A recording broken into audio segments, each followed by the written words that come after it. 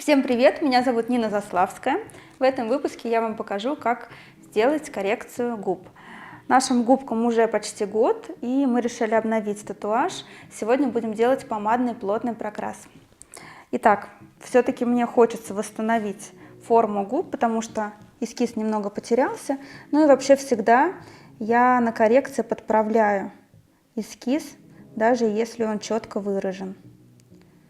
В любом случае может где-то съесться пигмент после первичной процедуры, и вы должны обязательно удостовериться, что все идеально ровно. Конечно, на коррекции рисовать уже гораздо проще, потому что мы видим форму и как раз-таки ее обводим. Рисую эскиз я с помощью вот такой плоской кисточки. Она такая U-образная, самая удобная кисточка. Я что только не перепробовала, на самом деле у меня целая горсть кистей, но вот этой я рисую все эскизы. Вот. И также использую броу-пасту для отрисовки бровей. Нижняя губка у нас немного так подворачивается, поэтому, чтобы линию ровненько прорисовать, я использую ватную палочку, немного губку вот так поднимаю и уже прорисовываю серединку.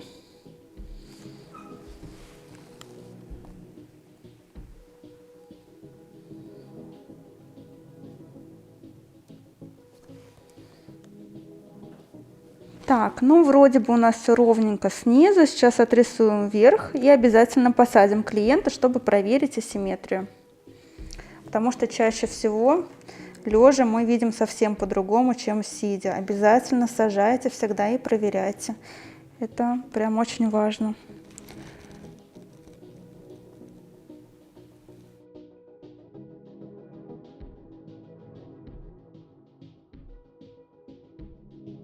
С помощью присыпки фиксирует эскиз, чтобы вот эта броу-паста не стерлась, потому что она прям очень хорошо стирается. После отрисовки эскиза можно его как раз-таки зафиксировать с помощью детской присыпки. Но я использую вот такую специальную пудру для фиксации эскиза губ. Но ее также можно заменить присыпкой, то же самое абсолютно.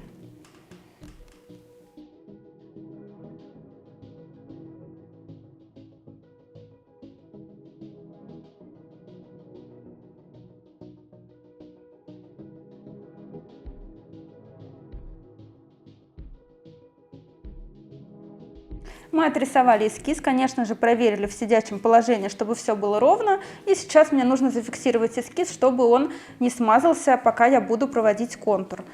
Вот таким образом я это делаю на ватный диск и аккуратненько сверху припудриваю, чтобы, конечно, не смазать эскиз. И все аккуратненько этим же ватным диском убираем излишки. Посмотрите, как он хорошо фиксируется, уже не смазывается, как было до этого. Все, эскиз готов, приступаем к фиксациям. Я работаю машинкой Cheyenne Solterra, это длинноход, мне очень нравится эта машинка на губы. Очень круто и быстро укладывает пигменты, фиксирует контур прям с первого прохода. Также картридж у меня 0,30 RLT заточка острая. Пигменты Hanafi Colors. Я смешала два цвета 50 на 50. Это номер 6 Raspberry и номер 5 Strawberry. Вольтаж на блоке 6,2 вольт. Все-таки ватным диском я немножко прикрываю зону своего эскиза, чтобы точно он никуда у меня не делся. И начинаю аккуратненько фиксировать эскиз. Вот этот этап очень важный, потому что если вы не зафиксируете эскиз правильно, то есть если вы его потеряете, то, соответственно, придется заново все рисовать. Это, наверное, самое страшное для мастера, когда стираешь, а эскиза совсем нет. Поэтому я работаю зонально, по сантиметрику, аккуратненько прорисовываю этот контур и потом проверяю ватной палочкой, чтобы линия осталась. Она не должна быть слишком яркой, но ее должно быть, конечно, заметно. Сейчас как раз проверим аккуратно, посмотрим, как мы идем.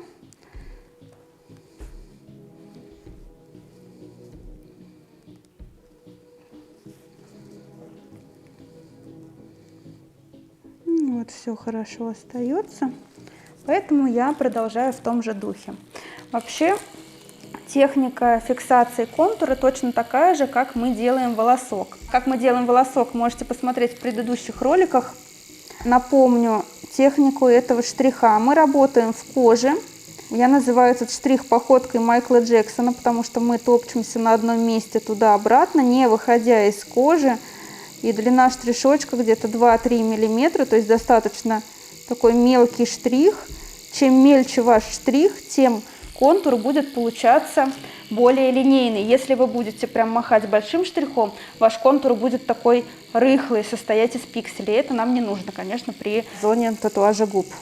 Поэтому вот так по чуть-чуть я его фиксирую и, конечно же, постоянно проверяю. Вот сейчас еще немного и опять я проверю ватной палочкой. Все на месте. Чтобы лучше чувствовать кожу, я прям пальчики ставлю рядом с зоной, на которой я работаю. Можно даже немного вот так прихватить двумя пальцами, когда вы фиксируете контур. Вот такая у нас хорошая линия, тоненькая получается, прекрасно ее видно. Самое ответственное, конечно, это арка Купидона. Ее нужно прям проверять и очень тщательно фиксировать, потому что если вы ее как-то прорисуете не так или криво, конечно, вид будет совершенно другой.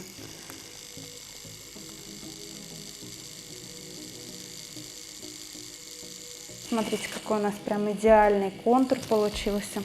А все потому, что я не тороплюсь.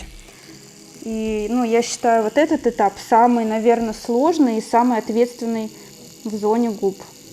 Когда мы фиксируем контур, ни в коем случае не натягиваем кожу губ, иначе может деформироваться ваш эскиз. Особенно если это возрастные губы, они более рыхлые и сложные. И, конечно, если вы их будете натягивать при фиксации эскиза, то потом контур может получиться вот такой вот кудрявый. Я не буду умничать, скажу простыми словами. Честно говоря, забыла это слово. В общем, уголочки губ должны заканчиваться за миллиметр до окончания рта, чтобы не было такого клоунского рта, такой некрасивой обводки. Мы должны очень аккуратно их свести на нет.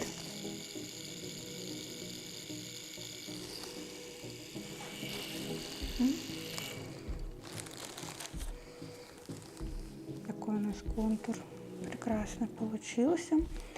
Пока я буду фиксировать контур на нижней губе, собственно, выполнять то же самое, я нанесу анестезию на контур, чтобы немножко подзаморозилось. Потом я подвыровню контур, чтобы линия была равномерно насыщенной, и начну заполнять.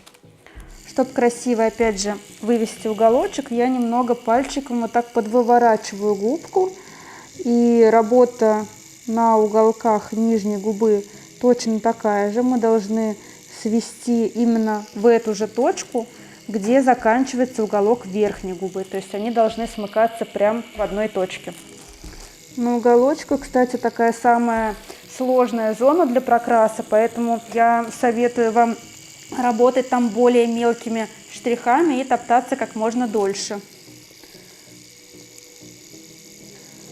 Самые ответственные участки мы прошли. Это верхняя губа, нижняя губа обычно дается гораздо легче.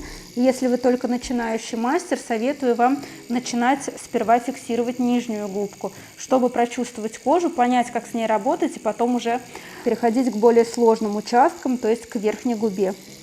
А я иду от обратного. Сначала делаю все самое сложное и оставляю нижнюю губку обычно напоследок. Все, самое страшное позади. За кадром я закончила фиксировать уголочек и точно так же наношу анестезию на контур и перехожу к верху. Сверху мне нужно выровнять мою линию, не нужно делать ее сильно насыщенной, иначе контур может потом зажить. Нам это не нужно. Нам контур нужен только для того, чтобы он держал форму, и потом, когда уже будет растушевка и, конечно, все заживет, линия ни в коем случае не будет как-то выделяться.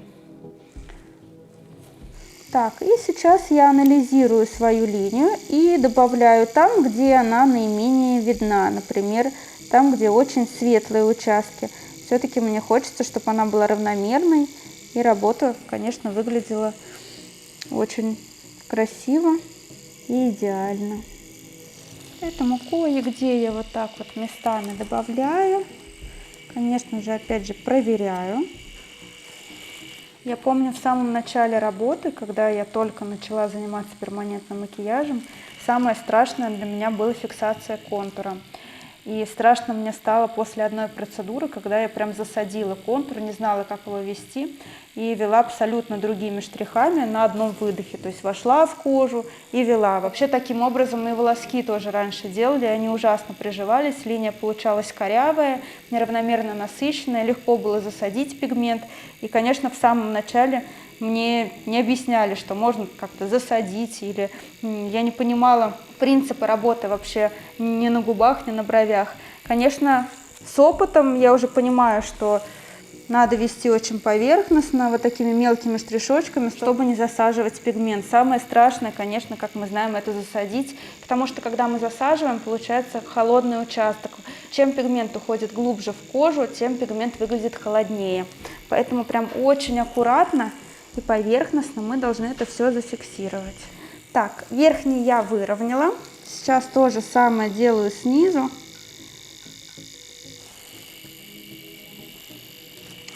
Так, ну, в общем-то, все. С контуром мы завершили работу. И сейчас мне нужно сделать первый проход, очень аккуратно и поверхностно, чтобы нанести вторичную анестезию, чтобы потом клиенту не было больно. Сейчас, конечно, самое то натягивать. Сейчас очень хорошо нужно растягивать кожу, чтобы не было никаких складочек на губах. Ну и не было, соответственно, недокрасов. Как мы делаем растушевку? Я начинаю работать от контура меленькими движениями. Причем у контура движения более мелкие, чтобы, во-первых, не выйти за контур губ, чтобы все было аккуратненько.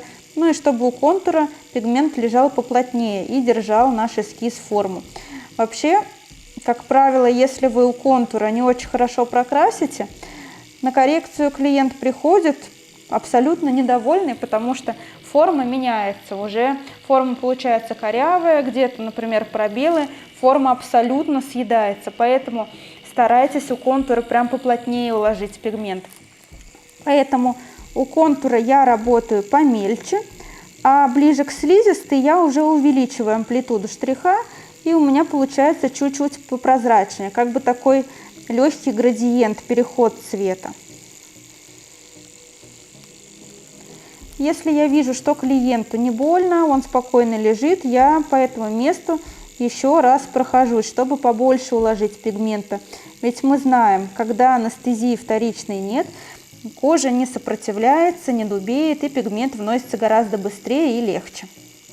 Поэтому во время процедуры я наношу вторичную анестезию один раз.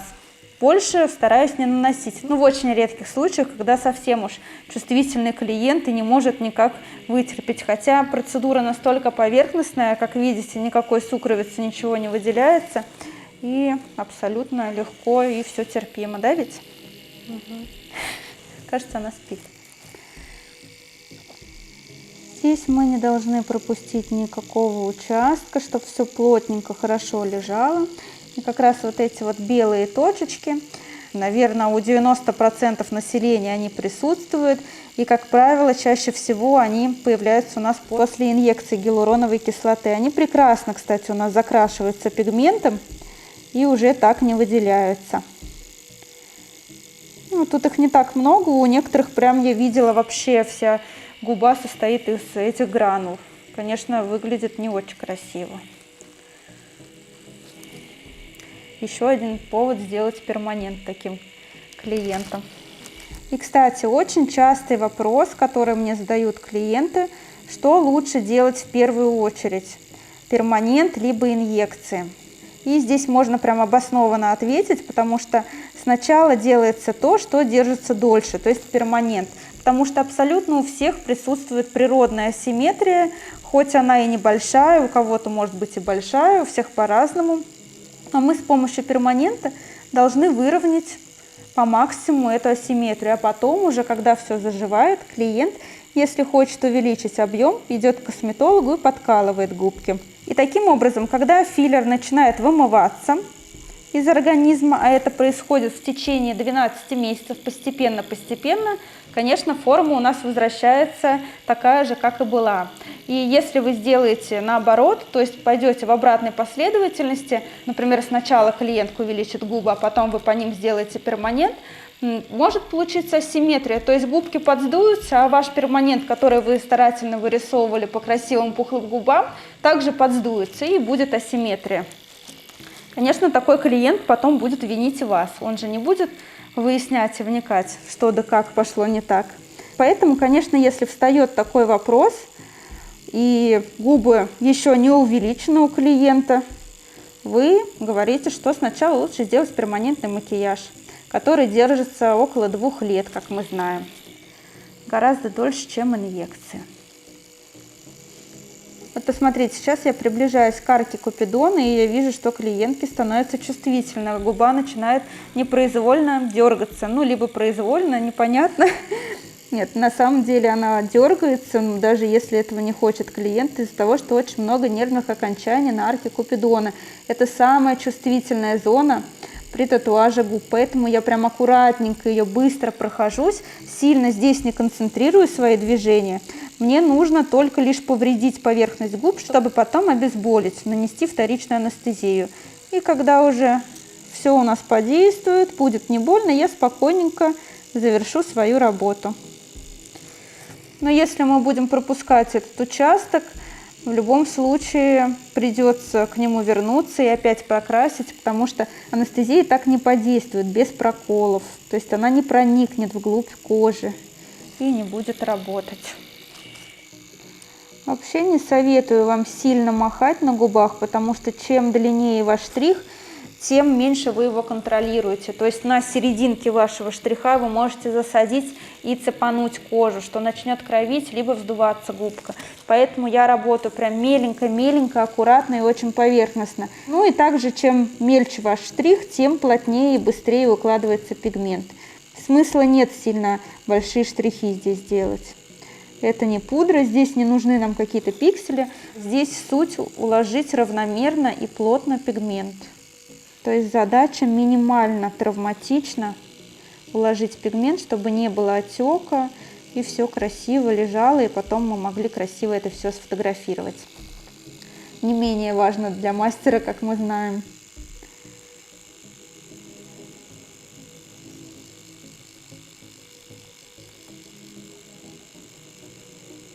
Ну что, первый проход у нас готов. Мы видим, что появилась такая небольшая тональность, но еще есть куда укладывать пигмент, поэтому мы сейчас обезболим.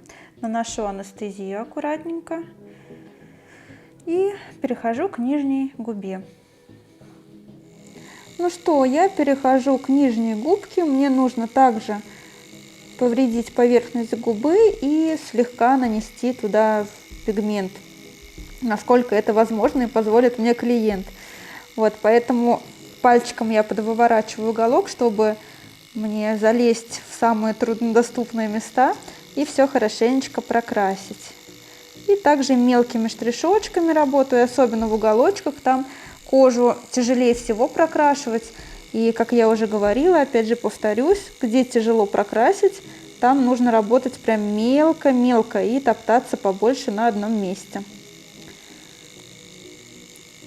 Точно так же у контура я работаю более мелкими штрихами, а ближе к слизистой я увеличиваю длину штриха и свожу его на нет. Причем губку немного подворачиваю и ухожу прям вот на слизистую, чтобы потом не было эффекта съеденной помады.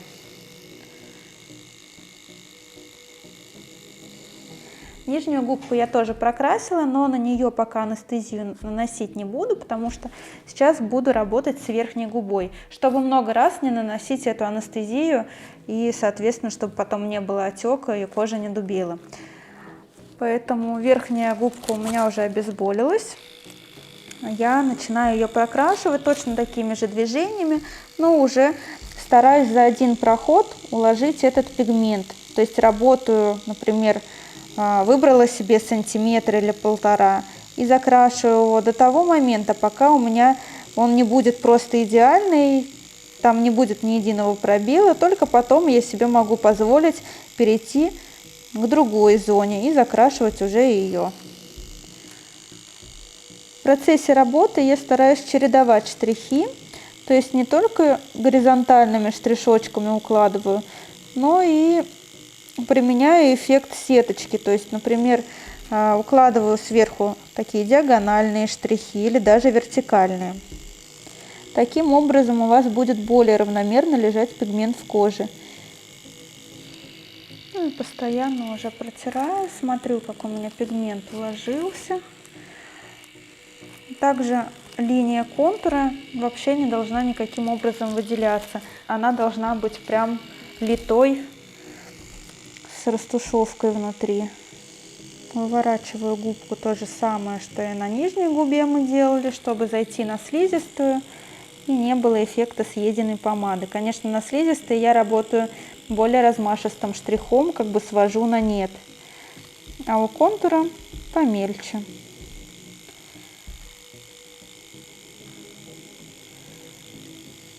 Самая распространенная ошибка, особенно новичков, они боятся работать вплотную к контуру, и остается такой небольшой зазор, непрокрашенный. Не нужно бояться, мы прям заходим на сам контур, который у нас уже прорисован, чтобы прям было все сплошняком, контур с растушевкой. Тогда заживать будет все отлично.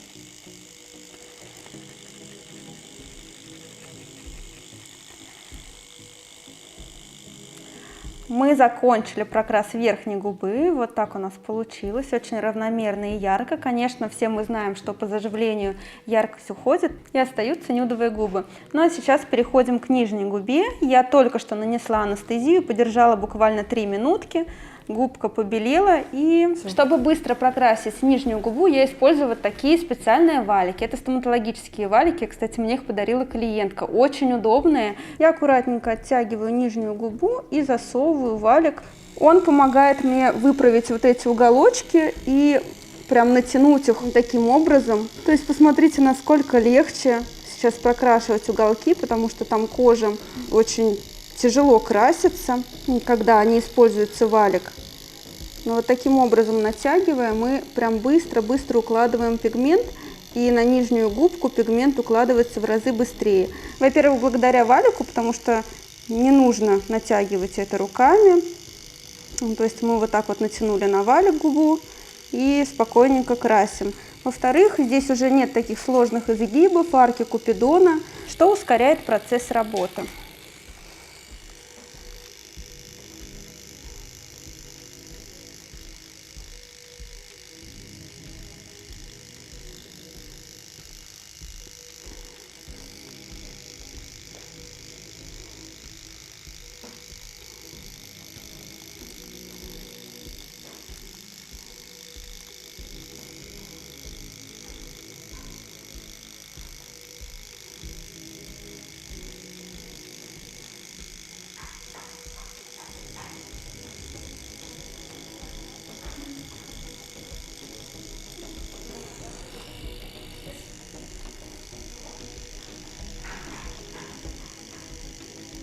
Мы завершили работу, и сейчас я убираю покраснение кожи вокруг губ, чтобы работа выглядела эстетичной, красивой, и мы могли красиво сфотографировать. Сейчас ведь очень важны фотографии наших работ, которые мы выкладываем. Все любят красивую картинку, поэтому доводим до идеала свою работу. Мы закончили, вот такие прекрасные губки у нас получились. А вы пишите, пожалуйста, в комментариях, какие вы проблемы испытываете при работе с губами. Ну а мы увидимся в следующем выпуске. До скорых встреч. Пока-пока.